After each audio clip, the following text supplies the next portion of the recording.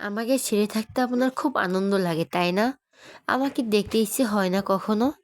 সে যদি নিষ্পাপ স্বীকারোক্তি হয়তো। রুদ্র আরো জোরে ধরে বলল, তাহলে সবার সামনে বললেন না কেন আপনি আমার কাছে থাকবেন?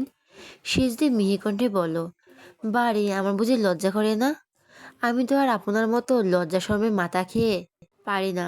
আমি আমার স্বামীর কাছে থাকবো। রুদ্র ভুরু কুচকালো। কি বললেন? কোনটা? আমার স্বামী? আবার বলুন। সেজদির গাল দুটো লাল হয়ে উঠল। রুদ্র বাহু ধরে ঝাঁকালো। সেই অধৈর্য। বলুন। সেজদি একদম নিচু কণ্ঠে বলল, আমার স্বামী। সঙ্গে সঙ্গে বুকের সাথে পেঁচিয়ে ধরল রুদ্র। সেজদির মাথা ঠেকল রুদ্র হৃৎপিণ্ড বরাবর। ধুক ধুক শব্দটা স্পষ্ট সেখানে। কি জোরালো আওয়াজ! রুদ্র সম্মোহনীয় কণ্ঠে বলল, আপনার মুখে আমার স্বামী কথাটা এত মধুর শোনালো কেন সেজুতি? বুকে তুফান বইয়ে দিলেন যে। সেকেন্ড খানিক শান্ত রইল সেজুতি। হঠাৎ অফিসের কথা ভেবে অভিমানে ছেয়ে গেল মন। সরতে চাইল নিজেকে ছাড়াতে, কিন্তু রুদ্র দিল না। উল্টো হাতের বাঁধন দিন হয় তার। বিরক্ত হয়ে বলল, নাড়াচাড়া করবেন না। রাশভারী কণ্ঠে থেমে যায় সেজুতি, কিন্তু রুদ্রকে পাল্টা ধরল না। কিছু সময় কাটলো ওভাবেই। তারপর রুদ্র বলে ওঠে, আপনি কি ভেবেছিলেন সেজুতি? আমি আপনাকে অবিশ্বাস করেছি? ভেবে নিয়েছি অনিল যা বলল সব সত্যি? হাতের বাঁধন শিথিল হলো। সেজুতি মুখ তুলল। তাহলে? রুদ্র বাহু ছেড়ে সেজুতির দুগাল অজড়ে নিল। মুচকি এসে বলো, আমি আপনাকে বিশ্বাস করি। বিশ্বাস না করলে ভালোবাসতাম কি? সেজুতির ঠোঁট ফুলিয়ে বলো, অফিসে আমার হয় একটা কথাও বললেন না কেন তবে? ভাবছিলাম এ তো নোংরা জালে কি করে ফাঁসলেন আপনি? অত সময় ধরে ভেবেই গেলেন? আমি জানি না তখন আমার কি হয়েছিল। অনিল আর আপনি অত কাছাকাছি, এই দৃশ্যটা বারবার চোখে বাজছিল। কান অবধি কোনো কিছুই পৌঁছালো না। মনে হলো এই বুঝে আপনি দূরে চলে গেলেন, হারিয়ে গেলেন আমার থেকে। ওই জন্যই তো আরও কারো সিদ্ধান্তের উপর বিয়েটা ছেড়ে না দিয়ে আপনাকে সম্পূর্ণ নিজের করে নিলাম। সাথে আপনার ওপর বিবাহিতের ট্যাগ লাগিয়ে দিলাম, যাতে কোনো অনিল টনিলের মতো কেউ আমার বইয়ের কাছে ঘিসতে না পারে। কিন্তু বিশ্বাস করুন, এক মুহূর্তের জন্য আমার আপনাকে খারাপ মনে হয়নি। আমি তো জানি আপনি কেমন। সেজদির মুখে হাসি ফুটল, পরপর মিলিয়েও গেল। চিহ্নিত কণ্ঠে বলো, কিন্তু আমার সাথে অনিল এরকম কেন করলো? রুদ্র মোলায়েম কণ্ঠে বলো, ওসব আপনাকে ভাবতে হবে না। আপনি আপনার মন মস্তিষ্ক শুধু সবাইকে ঝেড়ে ফেলে শুধুমাত্র আমাকেই রাখবেন। তারপর চট করে সেজুতির কপালে চুমু খেলো রুদ্র। পরপর খেলো বন্ধ দুটো চোখের পাতায়। সেজুতি যখন সুখের আশায় ভাসছিল, ঠিক তখন রুদ্র কানের কাছে মুখ নিয়ে বলল, আজ কিন্তু আমার কাছে বৈধ সার্টিফিকেট আছে। আজ তো আপনার ঠোঁট দুটোতে চুমু খেতেই পারি।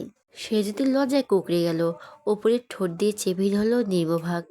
রুদ্র কিছু বলবে এর আগে দরজায় টোকা পড়ল। অন্তু ডাকছে, ভাইয়া। সেজুতি আপু, তোমাদের নিচে ডাকছে ভাইয়া। রুদ্র দীর্ঘশ্বাস পেল। নির্ঘাত সেজুতির ফেরার পালা এখন। দরজা ইশারা করে বলল, যান। সেজুতিরও মন খারাপ হলো। ঘাড় কত করে সায় দিয়ে বের হয়ে নিলেই রুদ্র হাত ধরে টেনে ধরল। প্রশ্ন দিয়ে তাকালো সেজুতি। রুদ্র বলো, বাড়ি ফিরছেন ফিরুন, কিন্তু আজ বিয়ে উপলক্ষে আমার তো কিছু পাওনা আছে, সেটা দিয়ে যান। সেজদি বুঝতে পেয়ে বলল, কি দেব? রুদ্র আঙুল দিয়ে নিজের গাল ইশারা করতেই সেজদির চোখ আকাশে উঠল। ঘন ঘন মাথা নেড়ে বলল, আমি পারবো না আমি। রুদ্র ভুরু কুচকায়, কেন? আমি এখন আইনত আপনার স্বামী। চুমু না খেলে কিন্তু যেতে দেব না। সারা বাড়ির মানুষ দরজা ধাক্কিয়েও খুলে ফেললেও না। সে যদি করুণ চোখে তাকায়, এরকম করছেন কেন? চুমু দিচ্ছে না কেন? আমার লজ্জা লাগে। আমার লাগছে না। নিন চটপট চুমু খান। ছোট্ট অন্তু সামনে দরজা ধাক্কাচ্ছে। ও বড় ভাইয়া, কি করছো? দরজাটা খোলো না।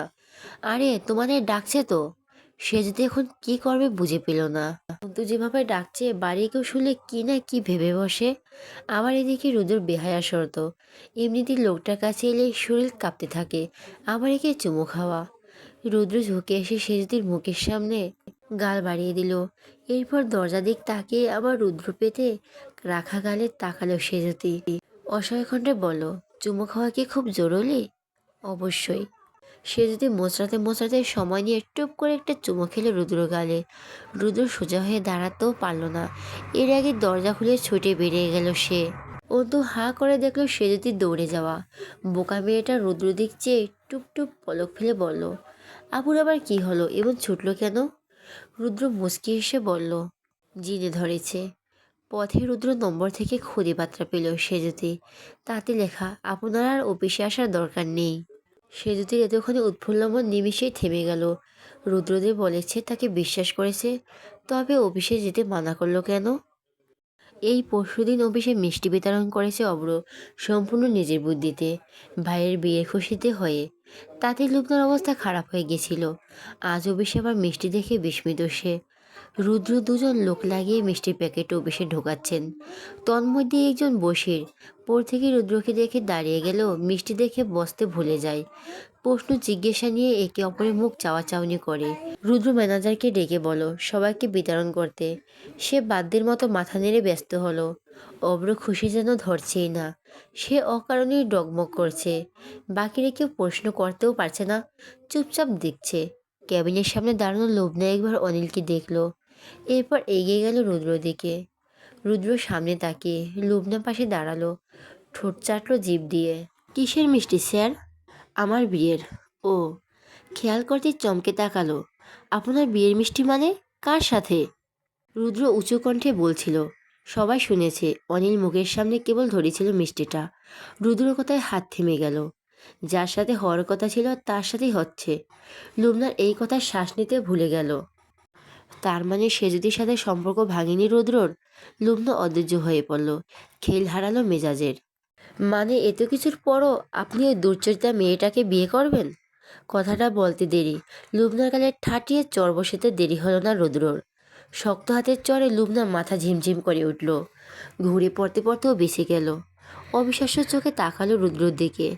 ফর্সা গালে 5 আঙুলের ছাপ বসে গেছে স্পষ্ট। লুবনা ইহজগতে রইলই না।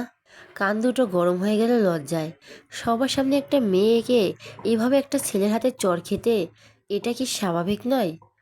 অফিসে ঘটে গেল বোমা বিস্ফোরণ। যাও একটু বসেছিল সকলে। লুবনাকে চর মারতে দেখে সবাই ভরকে দাঁড়িয়ে পড়ল। অফিসে আজকাল কী সব হচ্ছে? কাল অনিল মার খেল, আজ নাকে মুখে ব্যান্ডেজ লাগিয়ে ডিউটিতে এসেছে সে। আজ আবার লোবনা মারধরের সিজন চলছে নাকি? অব্র চোখ ফেটে বেরিয়ে আসে। রুদ্র যে সরাসরি লোবনাকে থাপ্পড় মারবে সে আন্দাজও আনেনি। রুদ্র লুবনার বিস্ফোরিত চাহনির দিক নিশ্চয়ই চেয়ে রইল। মেয়ে মানুষের গালে হাত তোলা আমি পছন্দ করি না, কিন্তু আপনার জন্য এই চটটা দরকার ছিল লোবনা। বড্ড বার বেরিয়েছিলেন আপনি। লুবনার কলিজা ছলাৎ করে ওঠে ভয়ে। রুদ্রকে কিছু জানতে পারলো? অনিল কিছু বলে দেয়নি তো?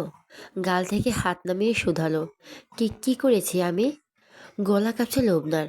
আপনি জানেন না কি করেছেন?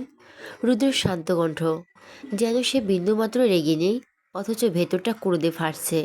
লুবনা বার দুই ঢোক গিলে অনিলের দিকে তাকায়। অনিলের চোয়াল ঝুলে আছে ইতিমধ্যে। আপনি সবাইকে বলবেন নাকি আমাকে বলতে হবে? লুবনা চুপ করে থেমে যায়। আমি কিছু করিনি। রুদ্র মাথা নাড়ালো। ওকে। অভ্র মিষ্টির খোলা প্যাকেট ঝটপট ফেলে রেখে রুদ্রর সামনে হাজির হলো অভ্র। রুদ্র আদেশ করলো, মিস্টার অনিলের চাকরি ছাড়ার সময় এসেছে। আমি ওনাকে এই অফিসে রাখতে ইচ্ছুক নই। এগ্রিমেন্ট অনুযায়ী জরিমানা 10 লক্ষ টাকা জমা করতে বলে দিবি ওনাকে। আর হ্যাঁ, সাথে একটা রিপোর্ট লিখবি। মিস্টার অনিল অফিসের এক মেয়ের অভিযোগে বিতাড়িত, যাতে আর কোনো কোম্পানিতে উনি চাকরির সুযোগ না পান। অব্র মাথা নাড়লেও অনিলের রুহু উড়ে গেল। এই ভয়টাই পাচ্ছিল। আত্মনাদ করে উঠল, আমি কিছু করিনি স্যার। আমার এত বড় ক্ষতি করবেন না। রুদ্র যেই শুনতে পেল না, নিরুদ্বেগ সে কেবিনের দিকে পা বাড়াতেই ছুটে এসে পা জড়িয়ে ধরল অনিল। স্যার আমি নির্দোষ, আমি তো কাল সবাইকে প্রমাণ দেখালাম বলুন, তাও কেন আমাকে বের করে দিচ্ছেন? রুদ্র বাঁকা এসে দাঁড় করালো না ওকে, সুন্দর করে বলল, বের করে দেয়নি, করব। সে যদিকে বের করে দিয়েছি, এবার তো আপনারও পালা, তাই না? এই খাতে কি তালি বাজে মিস্টার অনিল? স্যার আমার এত কথা শুনতে ভালো লাগছে না। বিয়ের মিষ্টি খেয়েছেন তো, এবার অফিস ছাড়ার প্রস্তুতি নিন। লুবনা হাঁসফাঁস করছে। এই বুঝে অনিলের সত্যিটা উগড়ে দেয়। অনিলের চিন্তা কেটে ফেলার অবস্থা। মধ্যবিত্ত ঘরের ছেলে সে। গ্রাজুয়েশনের পর এই চাকরি পেতে খবর হয়ে গিয়েছে, যেখানে 10 লক্ষ টাকা কিভাবে জোগাড় করবে। লুবনা যা বলেছিল সে কথা তো রাখলো না। অনিল খিটমিট করে লোভনার দিক তাকালো। সব এই মেয়ের কুবুদ্ধির ফল। কেন যে শুনতে গেল? 2 লাখ টাকার লোভে ভুল বসলো ধ্যান জ্ঞান। এখন তাকে বিপদে ফেলে কি সুন্দর দাঁড়িয়ে আছে। অনিল রাগটা হঠাৎই ঘুরে গেল লোভনার দিকে। ক্রোধে ফুঁসতে ফুঁসতে বলল, স্যার, আমি যদি শাস্তি পাই তবে আরও একজন পাবে। রুদ্র না ঝাড়ার ভান করে বলল, সে যদি কথা বলছেন, সে তো শাস্তি পেয়েছে অনিল। কতবার এ কথা বলবো? অনিল অধৈর্য হয়ে বলল, সে যদি নয়, লুবনা ম্যাম পাবেন শাস্তি, কারণ ওনার কথাতেই আমি এসব করেছি। উপস্থিত প্রত্যেকে আবার চোখে লুবনার দিকে তাকালো। লুবনার চেহারা ফ্যাকাশে হয়ে এলো। ফ্যাঁসে কণ্ঠে বলো, মিথ্যে, মিথ্যে বলছে ও। রুদ্র ঘাড়কাত করে তাকালো। তার ঠোঁটে সূক্ষ্ম হাসির রেশ। লুবনার দিক চেয়ে থেকেই অনিলের প্রশ্ন করলো, ঠিক কি করতে বলছিলেন আপনাকে অনিল? অনিল সময় নিল না, গড়গড় করে বলল, লুবনা ম্যাডাম আপনাকে পছন্দ করে বিয়ে করতে চায়। সে যখন পরশু জানো যে সেজুতির সাথে আপনার বিয়ে হচ্ছে, তখন আপনাকে বিয়েটা ভাঙার ফন্দি আটে, আর এই জন্য বেছে নেয় আমাকে। যেহেতু এর আগে একবার আমাকে সেজদির ধারে ঘিসতে দেখে আপনি রেগে গেছিলেন, সেটাইকে গুটিভ হিসাবে ব্যবহার করে আমাকে বলেন, যদি আমি আপনার চোখে সেজদিকে খারাপ প্রমাণ করতে পারি তাহলে আমাকে 2 লক্ষ টাকা দেবেন। লুবনা হা হুতাশ করে বলল, সব মিথ্যে, এসব বানানো, আমি এরকম কিছুই বলিনি। রুদ্র লম্বা শ্বাস ফেলে হাসলো। বলল, আপনাকে বলার সুযোগ দেওয়া হবে লুবনা, বিকুল। স্যার, বিশ্বাস করুন। রুদ্র আগুন চোখে নিক্ষেপ করতেই লুবনা দমে যায়। আপনি বলুন মিস্টার অনিল। আমি প্রথমে মানা করেছিলাম, বলেছিলাম অফিসে সিসি ক্যামেরা আছে, আপনি জানলে আমার চাকরি শেষ। উনিও অভয় দিলেন, বললেন কেউ জানবে না। আর প্ল্যান অনুযায়ী আগে আগে এসব সমস্ত সিসি ক্যামেরা তার ডিসকানেক্ট করে দিয়েছিলেন উনি। কারণ উনি জানতেন যে আপনি আসার আগ অবধি এ ব্যাপারে কেউ মাথা ঘামাবে না, আর আপনি আসা মাত্রই আমাদের সাজানো পরিকল্পনা তুলে ধরা হবে আপনার সামনে, যাতে প্রমাণ হবে শেষদির চরিত্রে সমস্যা আছে। আমার আর ওর সম্পর্ক চলছে ঘনিষ্ঠ সম্পর্ক। তাই লুবনা ম্যাডাম বুদ্ধি করে সেজদিকে মিথ্যে মিথ্যে ফাইল আনতে বলছে ও স্টোর রুম থেকে। হিসাব মতো আমিও গেলাম, সেজদিকে উত্ত্যক্ত করতে শুরু করলাম, আর তারপরে সবটা আপনি নিজের চোখেই দেখছেন। রুদ্র অবিচল দৃষ্টি তখনও লোবনার ওপর, যেটা আরও গুলিয়ে দিচ্ছে লোবনাকে। এলোমেলো দৃষ্টি ফেলছে মেঝেতে। অনিল থাকতেই রুদ্র প্রশ্ন করলো, আর ওই মেসেজ? ওটা লুবনা ম্যাডাম সেজদির ফোন থেকে পাঠিয়েছেন আমাকে। সেজদি ওখানে কোনো দোষ নেই। ওর নামে যা যা বলছিলাম তা বানানো। সবার মুখ হা হয়ে গিয়েছে। কেউ কেউ ভীষণ আফসোস করলো সেজদিকে যা ন তাই বলার আপেক্ষে। অব্র ছোট্ট করে নিঃশ্বাস ফেলল। আজ যে অফিসে এরকম কিছু ঘটবে সে জানতো। রুদ্রই তাকে কাজে লাগিয়েছিল গতকালের রহস্য উদ্ঘাটন করার জন্য। অফিসে দারোয়ানের থেকে সে জানতে পারে কাল সবার আগে লুবনা এসেছিল অফিসে। এছাড়া রুদ্র তো জানতই লুবনা তাকে পছন্দ করে। কাল হঠাৎ সিসি ক্যামেরা নষ্ট হওয়ায় অনিলের হয়ে লুবনার কথা বলা, এসব কিছু বুদ্ধি দিয়ে বিবেচনা করে দুইয়ে দুইয়ে 4 মিলিয়েছেন রুদ্র। সন্দেহ ছিল লুবনা এর পিছনে, নিশ্চিত ছিল না তবে। আর তাই অনিলকে চাকরিচ্যুত করার ভয় দেখিয়ে জেনে নিল সব। কারণ কাল যতবার চাকরির খোয়ানোর কথা উঠেছে অনিল ভয়ে ততবারই আটকে উঠেছিল। রুদ্র চোখ এড়ায়নি তা, আর তাই সে ভয়টাকেই কাজে লাগালো আজ। কষ্ট করে তার সব প্রমাণ করার থেকে সাত তাড়াতাড়ি অনিলের মুখ থেকে সব উগড়ানোই সহজ মনে হলো। তাহলে লুবনা, কি বলার আছে আপনার? লুবনা কেঁদে কেটে বলল, স্যার, আমি এসব করিনি, অনিল নিজেকে বাঁচাতে আমাকে ফাঁসাচ্ছে। সবাই মিথ্যে বলছে, আর আপনি একাই সত্যবাদী যুধিষ্ঠির, তাই না? রুদ্র ভ্রু নাচালো। কাল শেষ দিকে লুবনার বলা কথাটাই ফিরিয়ে দিল সে। মুচকি হেসে বলো, আপনার মাথায় অনেক বুদ্ধি লুবনা, কিন্তু অপরাধী যতই বুদ্ধিদীপ্ত হোক, কোনো না কোনোভাবে কুলু রেখেই যায়। এই যেমন আপনি সিসি ক্যামেরার লাইন ডিসকানেক্ট তো করলেন, কিন্তু তার আগে যে ফুটেজগুলো রেকর্ড হয়েছে সেসব মুছবেন না। এ তো বোকা আপনি। রুদ্রকণ্ঠে উপহাস। লুবনা গোল চোখে তাকালো, বলল, আপনি অফিসে ঢুকেছেন, কোথাও না গিয়ে সোজা গেলে কন্ট্রোল রুমে, তার ডিসকানেক্ট করলেন। এসব তো রেকর্ড হয়ে গেছিল লুবনা, খেয়াল করেননি। লুবনার রক্তশূন্য চেহারার দিক চেয়ে রুদ্র কটমটে করে বলল, আপনি যদি ছেলে হতেন না লুবনা, বিশ্বাস করুন হেঁটে বাড়ি ফেরার ক্ষমতা আপনার থাকতো না। মেয়ে বলে একটা থাপ্পড়ই বেঁচে গেলেন। কাল ঠিক যেমনভাবে সেজদিকে ছি করছিলেন সবাই, আজ তেমনি তিরস্কার প্রকাশ করবে লুবনার প্রতি। অপমানের জর্জরিত লুবনা কথা বলতে ভুলে গেল। রুদ্র সবাইকে থামিয়ে দেয়। হাত উঁচু করে।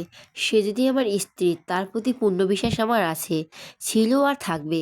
আজকে এদের সব প্রমাণ আপনাদের না দেখালেও চলতো, কারণ আমি কারো অনুগত নই। কিন্তু এখানে আমার স্ত্রীর সম্মান জড়িয়ে। তার চরিত্র নিয়ে আপনারা প্রত্যেকে আঙুল তুলছেন বলে এই প্রমাণ দেখিয়েছি আজ আপনাদের। আঙুলগুলো আমি মুছড়ে দিলাম। আশা করছি বুঝতে পারছেন আমার স্ত্রী চরিত্রহীন নয়।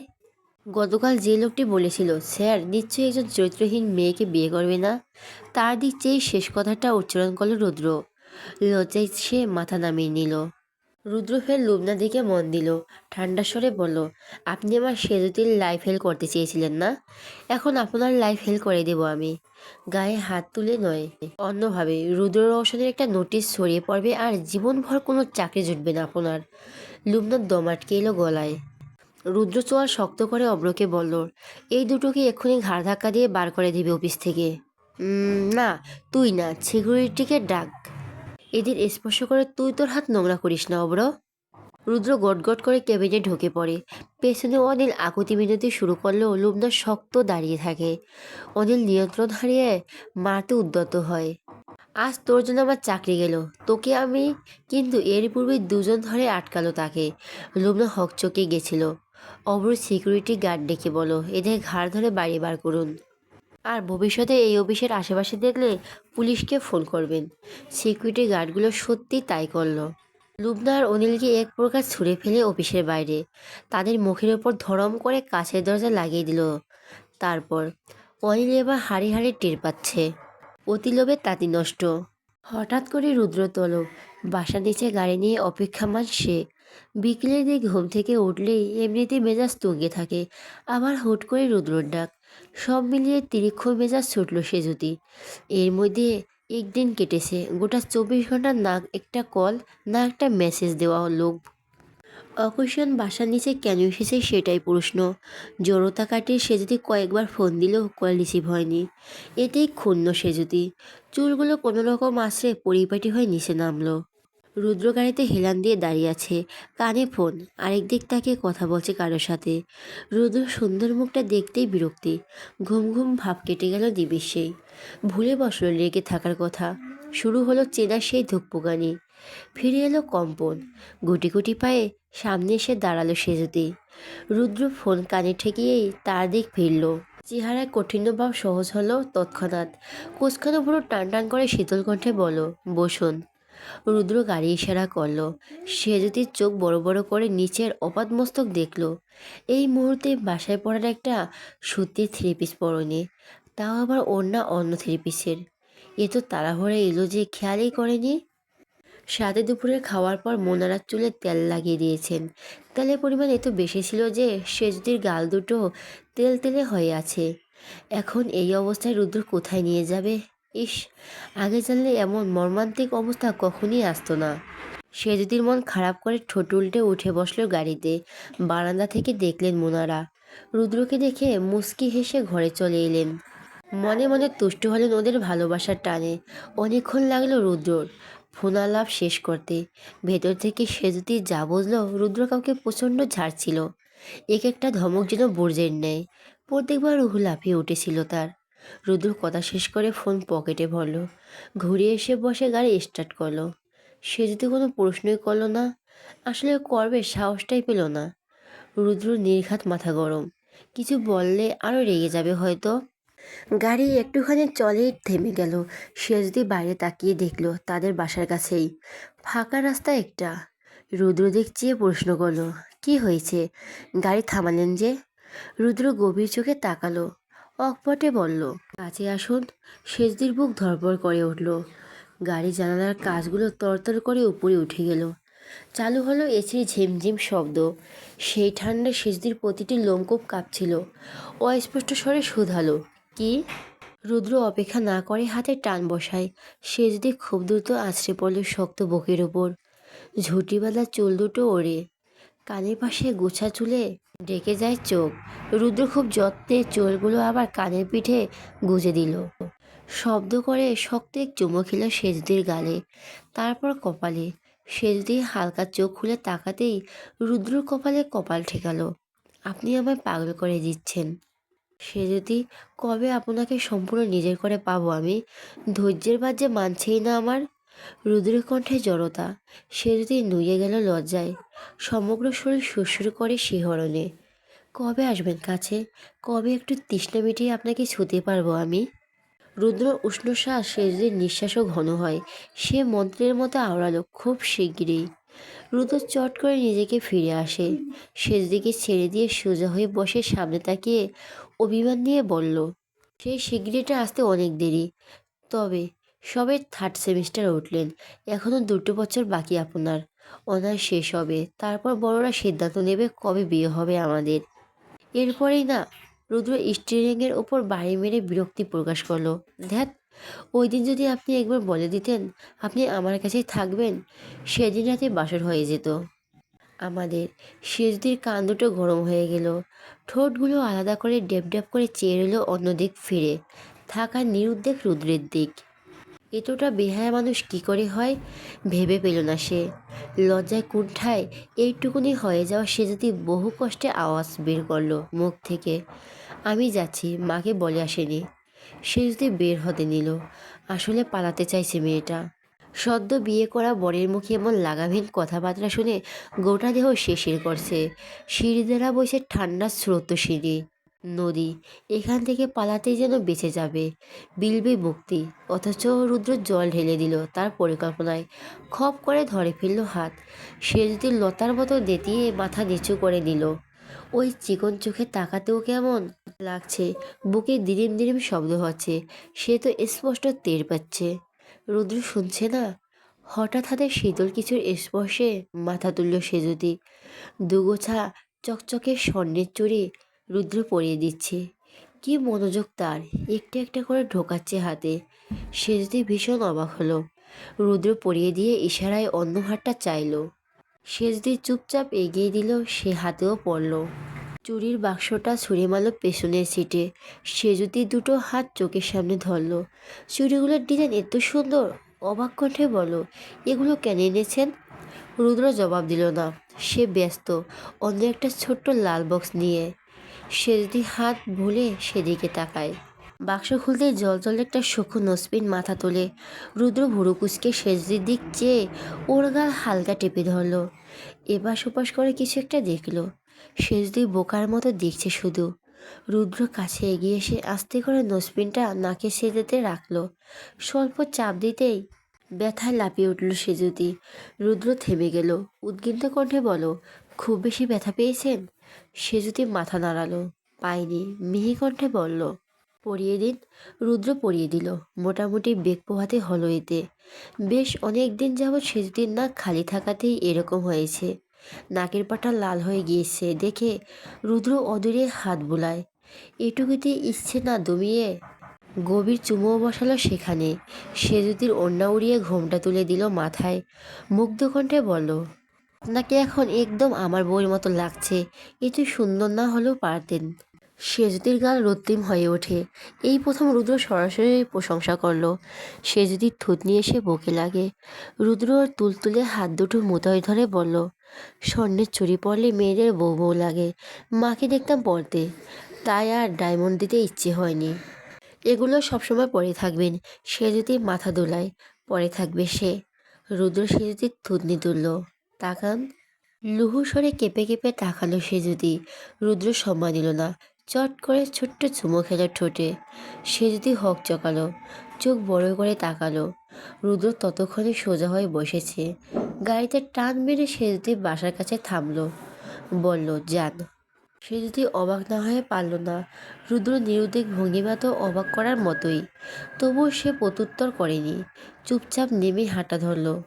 কয়েক পা এগিয়ে ফিরে তাকালো আবার। সে তাকাতেই রুদ্র চোখ ফেরায়। দ্রুত গাড়ি চালিয়ে হাওয়া হয়ে যায়। তখন সকাল। অফিস নেই, বাসায় কাজ নেই। শান্তিতে শান্তিতে ডগমগ অব্র আয়েশ করে বসে টেলিভিশন খুললো। পরনের ট্রাউজার আর একটা পাতলা টি শার্ট। আনিসরা চলে গিয়েছিলেন গত পরশু। আরুণা কত করে আরও কটা দিন থাকার কথা বললেন। আনিস মানলেনই না। অফিসের কাজের প্রেশার বেড়েছে অনেক। আসিফ কত আগেই পাঠিয়ে দিয়েছিল। এখন বাড়িটা মোটামুটি ফাঁকাই লাগছে। তবে আরিশা আর আরোনা বকবকানি চলে সারাদিন। কি এমন গল্পের ঝুড়ি বসে খুলে এরা দুজন? এরা ছাড়া কেউ জানে না। অব্র এদিক ওদিক হাতে রিমোট খুঁজলো, পেল সোফার কুশনের নিচে। চ্যানেল পাল্টে 9XM ধরলো। সকালবেলা ভালো গান হয় এটাতে। অব্রর চিল মুড বাড়িয়ে দিতে শুরু হলো ইমরান হাশমির ঝলক দিন লা গানটি। তালে তালে পা নাড়ালো অব্র। হঠাৎ খেয়াল পেল রুদ্র সিঁড়ি বেয়ে নামছে। তাড়াহুড়ো করে চ্যানেল পাল্টালো অব্র। ভদ্রশ্বাসে চুপচাপ খবরের চ্যানেল ধরলো। আরুনা ডাকলেন ডাইনিং রুম থেকে তখন। নাস্তা দিয়েছি সেই কখন, খেয়ে নে, ঠান্ডা হয়ে যাবে। অব্র, রোদু, শুনছিস আমার কথা? রুদ্র ফোনে কিছু একটা করছে। ব্যস্ত কণ্ঠে জবাব পাঠালো, এই তো আসছি। অব্র বাধ্য ছেলে, সে উঠে গিয়ে ডাইনিং টেবিলের চেয়ারে টেনে বসলো। রুদ্র উঠতে যাবে তখনই চোখ পড়ল টিভিতে। সাথে একজন শাড়ি পরিহিতা মেয়ে খবর পড়ছে। সাংবাদিক আমির উদ্দিনকে আজ সকালে গ্রেপ্তার করেছে পুলিশ। হেডলাইনটুকু পড়তে গিয়ে কানে পৌঁছালো। মুহূর্তেই থমকে গেল সবাই। আনিশা হাতের গিলাস শব্দ করে পড়ল ফ্লোরে। ভেঙে টুকরো টুকরো হলো সে। সে খেয়াল তার নেই। দৌড়ে টিভির সামনে এসে দাঁড়ালো। অব্র আরুনা বাদ পড়ল না কেউ। বাড়ির নিচে সাংবাদিকদের ভিড়। এমন কোনো চ্যানেল বাদ পড়েনি যে আসেনি। আমিরকে ঘিরে উৎকণ্ঠা তাদের। একের এক প্রশ্নবাণে বিদ্ধ করেছে তাকে। আমির মুখ ঢেকে হাঁটছেন। নিজেকে আড়াল করার ব্যর্থ চেষ্টা তার। এতদিন নিজে খবর বানাতেন, যেখানে সেখানে আজ খবরের কাগজে তাকে নিয়ে ছাপবে। এর আগেও ছেপেছে তার খবর, যেখানে ছিল তার সাহসিকতা পরিচয়। আর আজ পুরো নিউজটা শুনে বাবার অবস্থা হাত পা অবশ হয়ে এলো আরিশার। ধপ করে বসে পড়ল মেঝেতে। অপ্ররুদ্র একে অন্যদিক চেয়ে ছুটে বেরিয়ে গেল বাড়ি থেকে। বিকেলে গাড়িতে ঘটে যাওয়া সেই অপ্রত্যাশিত ঘটনা। রুদ্র প্রত্যেকটা মাদক কণ্ঠে বলি, সাথে তার স্পর্শ মনে করে করে সেদিন ঘুম হলো না সারা রাত। ঘুম থেকে উঠে হাই তুলতে তুলতে রান্নাঘরে এলো। মোনারা সেখানে নেই দেখে নিজেই ঢুকলো কফি বানাতে। চিরাচরিত এই অভ্যাসে অজন্ম যাবে না বোধ হয়। এ বাড়িতে কফিটা শুধু তার জন্যই আনা হয়। কৈশোরে প্রথমবার কফির স্বাদ পেয়ে সেই যে ধরলো, বড় হয়ে সেটা হলো নেশার মতো। আমিরও মেয়ের বায়নার প্রশ্রয় দেয়। মাসিক বাজারে কফি আনতে ভোলে না সে। সে যদি কফির জন্য পানি চুলোয় দিয়েছে অমনি কলিং বেল বাজলো। সে যদি বের হলো খুলবে ভেবে। এর আগেই ঘর থেকে বেরিয়ে গেলেন আমির। বাবাকে দেখে আর এদিকে এগোলো না সে যদি। আমির দরজা খুললেন, ভাবলেন এই বিল্ডিংয়ের কেউ বা পেপারওয়ালা। কিন্তু ওপারে অনাকাঙ্ক্ষিত কজন পুলিশের লোক দেখে মুখ ফ্যাকাশে হয়ে এলো। অস্পষ্ট স্বরে শুধালো, আপনারা? এটা কি সাংবাদিক আমির উদ্দিনের বাসা? সে যেতে রান্নাঘরের দরজায় দাঁড়িয়ে পড়ল। অচেনা স্বরে কথাটা কানে পৌঁছেছে। সদর দরজায় উকি দিতেই পুলিশ দেখে মেরুদণ্ড সোজা হয়ে আসে। আগ্রহ ভরে এগিয়ে পর্দা আগলে দাঁড়ালো। আমির ঘাবড়ে গেছেন। কোনো রকম বলেন, জি আমি আমির উদ্দিন, ভেতরে আসুন। ওনারা ভেতরে ঢুকলেন। আমির তাড়াহুড়া করে দরজা লাগালো। প্রতিবেশী কেউ শুনল সর্বনাশ। তন্মধ্যে একজন বললেন, আপনাকে আমাদের সাথে একবার থানায় যেতে হবে। মোনারা মাত্র এসে দাঁড়িয়েছেন। কথাটা শুনতে চমকে উঠলেন।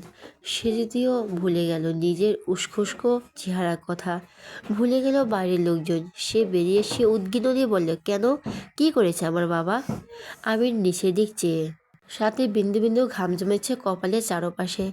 পুলিশের একজন আমিরের দিক চেয়ে বললেন, ওনার নামে থানায় মামলা করা হয়েছে। আমির বিলম্ব হয়ে বললেন, মামলা আমার নামে? কে কে করেছে? আপনার অফিসের বস হেমন্ত মিত্র। তার অভিযোগ আপনি কিছু গুরুত্বপূর্ণ তথ্য বিক্রি করেছেন অফিসের, আর তার বিনিময়ে পেয়েছেন মোটা অঙ্কের টাকা। ওনারা বিস্ফৃত নেত্রে স্বামীর দিক তাকালেন। অতটা অবুঝ তিনি নন বলেই ধরে নিলেন, কিছুদিন আগে আমিরের আনা টাকাটাই কি তাহলে এই টাকা? সে যদি আত্মনাদ করে উঠল, এসব মিথ্যে। আমার বাবা একজন সৎ আমার বাবা একজন সৎ মানুষ, তিনি এমন কখনোই করবেন না। এরা আমার বাবাকে ফাঁসাচ্ছে। সবাইকে স্তব্ধ করে দিয়ে আমির খুব ধীরে কণ্ঠে বললেন, চলুন। সে যদি মনে হলো পৃথিবীটা দুলে উঠল, থেমে গেল সব কোলাহল। সমুদ্রের ঢেউ মাঝপথে ওইভাবে আটকে গেল। বিমূঢ় অবিশ্বাস্য কণ্ঠে আওড়ালো, বাবা, তাহলে কি এসব আমির চোখ মেলাতে পারলেন না মেয়ের সাথে, আর না পারলেন স্ত্রীর সঙ্গে। তার দৃষ্টি পৌঁছালো মোনারা আর শেষদির পা অবধি। এরপর হাঁটা ধরলেন সামনে। পুলিশের লোকজন আমিরকে সাথে নিয়ে বেরিয়ে যেতেই মোনারা ঢলে পড়লেন সেজুতির গায়ে। আটকে উঠল সেজুতি। রান্নাঘর থেকে ভেসে এলো পোড়া গন্ধ। কফির জন্য বসিয়ে রাখা পানিটা টেনে গিয়ে পাতিলটা ফুটছে। সেজুতি মাকে ডাকতে ডাকতে কেঁদে ফেলল চিৎকার করে। দিশেহারা সে ভেবে পেল না একটু সুখের মধ্যে কি থেকে কি হয়ে গেল। সাদা রঙের টিন শেডের বাড়ি।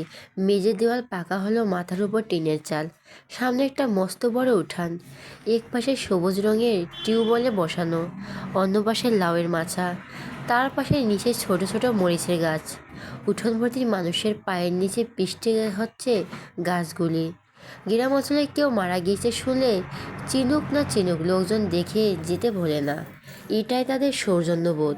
সাথে খবর পেয়েছে বাড়ির সামনে দুটো বড় বড় গাড়ি ভিড়েছে। বাড়িটা একতলা বিশিষ্ট হলেও আকারে অনেকটাই বড়। সামনে বড় রাস্তার 20 মিনিটের দূরত্ব থেকেও মানুষ টের পাচ্ছে এ বাড়িতে হাহাকার আর কান্নার শব্দ। বাসার ঘরের মেঝেতে বিছানো পাটিতে লম্বা হয়ে শুয়ে আছেন আমির। নাকি ছিদ্রে সাদা তুলো, পরনে সাদা কাফন। এই পৃথিবীর মায়া ত্যাগ করে পাড়ি জমালেন দূর দেশে, যেখান থেকে কেউ ফিরবে না, ফিরে আসতে পারে না। মৃত্যুর কাছে সবাই নিরুপায়। আমিরের লাশের কাছে বসে সামনে গলা ফাটিয়ে কাঁদছে সেজুদি, মোনারা, আরিশা আর আমিরের মা নূরজাহান। এ বাড়িতে একাই থাকতেন এতকাল। সাথে কাজ বাজ করে দেওয়ার জন্য রেখে দেওয়া 17 বছরের একটা মেয়ে। ছেলেমেয়েরা অনেকবার তাকে ঢাকা নিতে চাইলেও স্বামী রেখে যাওয়ার শেষ স্মৃতি ছেড়ে যেতে চায় না নূরজাহান। দুহাটে আঁকড়ে ধরেছিলেন এই নিস্তব্ধ ঘর বাড়ি। আমির একমাত্র ছেলে তার। ছোট্ট থেকে ডাক্তার ইঞ্জিনিয়ার হতে চাইলো, বুঝতে শিখলেই হতে চাইলো সাংবাদিক। তারা কোনো দিন এ নিয়ে দ্বিমত করেনি। ছেলে যা চাইবে হোক না, যাতে ওর খুশি তাতে খুশি তাদের। সেদিন যদি জানতেন এই সাংবাদিকের পেশায় কেড়ে নেবে ছেলের প্রাণ, তাহলে কোনো দিন রাজি হতো না। জীবনের বিনিময় হলেও আটকাতেন। চোখে টইটুম্বুর জল নিয়ে হা হুতাশ করে উঠলেন নূরজাহান। শরীর অবশ তবুও ছাড়ছেন না আদরের দুলালের মাথাটা। আবেগে আমাকে শান্ত করতে ব্যস্ত। সে কাঁদছে একই রকম। কদিনের ঝগড়া হলো ভাই তো। সেদিনের সমস্ত আত্মীয় স্বজনরা এসেছেন। লোক সমাগমে ভরে গেছে বাড়িটি। সে যদি নানা বাড়ির লোকজনরাও এসেছেন। এই মাসটায় আনিস বেশিক্ষণ টিকতে পারছেন না চিটাগাঙে। ঘন ঘন আসা হচ্ছে। গেলেন পরশু আগের দিন। সকলে আবার কানে গেল আমিরের মৃত্যু সংবাদ। প্রচণ্ড ভড়কেছিলেন আনিস। সেদিনটা মানুষটার সাথে আড্ডা দিলেন, একসাথে সিগারেট ফুঁকলেন, দাবা খেললেন, আর মানুষটা পৃথিবীতে নেই। একে একে অব্র থেকে পুরো ঘটনা জানলেন। আমিরকে সেদিন সকালে পুলিশে গ্রেপ্তার করেছিলেন। মূলত সাংবাদিকের কাছে কিছু লুকানো ডকুমেন্টস থাকে, যা তারা জনগণের মাঝে পৌঁছে খারাপ মানুষের ভালো মুখোশ উন্মোচন করা। আর সেই ডকুমেন্টের চুরির দায় পড়েছে আমিরের নামে। বিনিময়ে ওই পক্ষের থেকে তিনি মোটা টাকাও নিয়েছেন। গোপন সূত্রে খবরটি জানতে পেরেই অফিসের মালিক হেমন্ত মিত্র মামলা করে বসেন। তিনি প্রথম থেকে আমিরকে ভীষণ ছেলে করতেন। এরকম একটা ধাক্কা নিতে পারেনি। ঝোঁকের বসে মামলা করে দিলেও আমির যে আত্মহত্যা করে বসবে কে জানতো। আমিরের গ্রেপ্তার হওয়া কথাটি মিডিয়া কান খবরে পৌঁছে যায়। হুলস্থুল কাণ্ড বেঁধে যায় বাসার নিচে। আশেপাশে প্রত্যেকে ছি ছি করতেই থাকে। সবার চোখে উপচে পড়া ঘৃণা। আর গেটের কাছে দৌড়ে আসা সেজুতির মুনারা অসহায় চেহারা দেখে আমিরের ভেতর কেঁপে ওঠে। বুঝতে পারলেন কত বড় ভুল করেছেন তিনি। থানায় নেওয়ার পরও আমিরের মুখ থেকে কোনো কথা বের হয়নি। কেবল ধরে বসিলেন, পাথরের তৈরি মূর্তি যেন। রুদ্র সোজা ছুটে আসে থানায়, সাথে অব্র। রুদ্র যতটুকু আমিরের ব্যাপারে শুনেছে তাতে তার দৃঢ় বিশ্বাস ছিল আমিরকে কেউ ফাঁসাচ্ছে। কিন্তু আমিরের মূর্তিমান চেহারা দেখে বুদ্ধিবৃদ্ধিক ছেলেটা বুঝে নিল।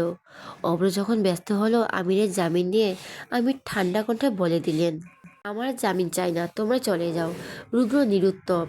কি করা উচিত বুঝে উঠছে না। আমির কাজটা করলে এটা মারাত্মক অপরাধ হবে, হবে জনগণের সাথে প্রতারণা। শুধুমাত্র সেজুতির বাবা বলে কি অন্যায়টা মেনে নেবে? আমির জামিন চায় না শুনলেও অব্র দমে গেল না। কেবল থানা থেকে বের হলো। জামিন সে নিয়েই ছাড়বে পণ করলো। জামিন সে নিয়েই ছাড়বে পণ করলো। আরিশা বিধ্বস্ত চেহারা কিছুতেই হজম করবে না। অব্র কোর্টে গেলেও রুদ্র চলে আসে সেজুতির বাড়িতে। আশা থেকে সেই মানুষগুলোকে সামলানো উচিত যারা সব থেকে বেশি। ওইটুকু সময় সমগ্র দেশে হইচই বেঁধে গেল। আমিরের জন্য অন্যরা, সাংবাদিকরাও সাধারণ মানুষের অকাথ্য গালিগালির শিকার হলো। পরিবার পরিজন, দেশের মানুষ এদের কি করে মুখ দেখাবেন, কি করে চোখ মেলাবেন ভেবে দিশেহারা আমিরের কঠোর এক সিদ্ধান্ত নিলেন। তার আগে পুলিশ কনস্টেবলের কাছে একটা কাগজ কলম চেয়ে রাখলেন। সকালে হাজতের ভেতরে উদ্ধার হলো তার উদাম দেহ আর গলায় পেঁচানো পাঞ্জাবি। তারপর পোস্টমর্টমের শেষে আমিরের শত শত কাটাছেঁড়া লাশটা আর হস্তান্তর করা হলো বাড়ির লোকের নিকট। লাশ নিয়ে গ্রামের বাড়ি দাফন করতে আনা হলো, সাথে নূরজাহানকে শেষবারের মতো দেখাতে। পৈতৃক ভিটাতেই যে ছেলেটার শেষ দাহ হয়।